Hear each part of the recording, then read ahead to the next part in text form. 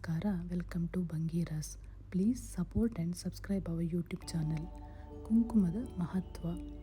ಹಿಂದೂ ಧರ್ಮದಲ್ಲಿ ಹಣೆಯ ಮೇಲೆ ಕುಂಕುಮವನ್ನು ಹಚ್ಚುವುದು ಬಹಳ ಮದುವೆಯಲ್ಲಿ ವಿವಿಧ ರೀತಿಯ ಆಚರಣೆಗಳಿವೆ. ಇದರಲ್ಲಿ ವರನು ವಧುವಿನ ಹಣೆಯ ಮೇಲೆ ಕುಂಕುಮವನ್ನು ಹಚ್ಚುತ್ತಾನೆ.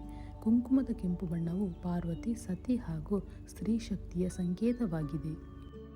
ಸತಿಯು ತನ್ನ ಗಂಡ ಶಿವನ ಗೌರವಕ್ಕಾಗಿ ತನ್ನ ಪ್ರಾಣವನ್ನು ನೀಡಿದ ಪತಿವ್ರತೆ. ಹಾಗಾಗಿ ಪ್ರತಿಯೊಬ್ಬ ವಿವಾಹಿತ ಹೆಣ್ಣು ಕೂಡ ಸತಿಯಂತಿರಬೇಕು ಎನ್ನಲಾಗಿದೆ. ಯಾರು ಬೈತಲೆಯಲ್ಲಿ ಕುಂಕುಮ ಧರಿಸುತ್ತಾರೋ ಅವರ ಪತಿಯನ್ನು ಪಾರ್ವತಿಯು ರಕ್ಷಿಸುತ್ತಾಳೆ ಎನ್ನುವ ಧಾರ್ಮಿಕ ನಂಬಿಕೆಯಿದೆ. ಈ ಆಚರಣೆಯ ಪ್ರಾಮುಖ್ಯತೆಯು ವಧುವು ತನ್ನ ಗೌರವ, ಪ್ರೀತಿ ಮತ್ತು ಭಕ್ತಿಯನ್ನು ವ್ಯಕ್ತಪಡಿಸಲು ಮದುಮಗಳಿಗೆ ಕುಂಕುಮವನ್ನು ಹಚ್ಚಲಾಗುತ್ತದೆ. ಕುಂಕುಮವನ್ನು ಹಣೆಯ ಮೇಲೆ ಹುಬ್ಬುಗಳ ನಡುವೆ ಹಚ್ಚಲಾಗುತ್ತದೆ. ಇದು ಮೂರನೇ ಕಣ್ಣು ಅಥವಾ ಆಜ್ಞಾಚಕ್ರದ ಸ್ಥಾನ ಎಂದು ನಂಬಲಾಗಿದೆ. ಕುಂಕುಮವನ್ನು ಹಚ್ಚುವಾಗ ಈ ಚಕ್ರವನ್ನು ಜಾಗೃತಗೊಳಿಸಲು ಸಹಾಯ ಮಾಡುತ್ತದೆ ಎಂದು ಹೇಳಲಾಗುತ್ತದೆ. ಈ ಚಕ್ರವು ವ್ಯಕ್ತಿಯ ವಿವೇಕ ಮತ್ತು ತಿಳುವಳಿಕೆಗೆ ಸಂಬಂಧಿಸಿದೆ. ಪ್ರಾಚೀನ ಕಾಲದಲ್ಲಿ ಸಿಂಧೂರವನ್ನು ಅರಿಶಿಣ ಮತ್ತು ಕುಂಕುಮದಿಂದ ತಯಾರಿಸಲಾಗುತ್ತಿತ್ತು. ಸಿಂಧೂರದ ಕೆಂಪು ಬಣ್ಣವು ಪ್ರೀತಿ, ಉತ್ಸಾಹ ಮತ್ತು ಸ್ಥಿರತೆಯನ್ನು ಪ್ರತಿನಿಧಿಸುತ್ತದೆ.